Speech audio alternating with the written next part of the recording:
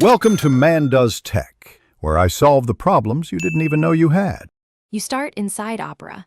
Open the browser and sign into your profile so extensions sync across devices. Once done, open Settings and confirm extensions are allowed. If you plan to use an unpacked developer extension, enable developer mode in the extensions page. Otherwise, skip that. Make sure you choose the source now, Opera add-ons for direct installs, or the Chrome Web Store if you'll add support for Chrome extensions. This sets up permissions and prepares Opera for the actual install. Now you perform the install step by step. Navigate to Extensions, then get Extensions, or open the Opera add-on site and find your extension. If the extension is only on the Chrome Web Store, first add Operas, install Chrome extensions from the store. This enables compatibility.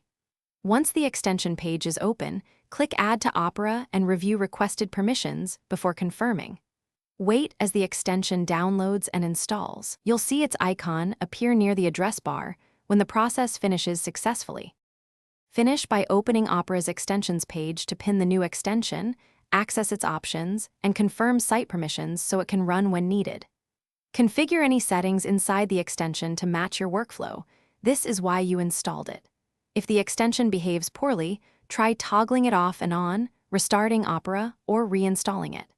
If problems persist, clear browser cache and check for conflicting extensions. That single troubleshooting step, restart and reinstall, resolves most installation issues quickly. Thanks for watching. If you found this helpful, don't forget to like and subscribe.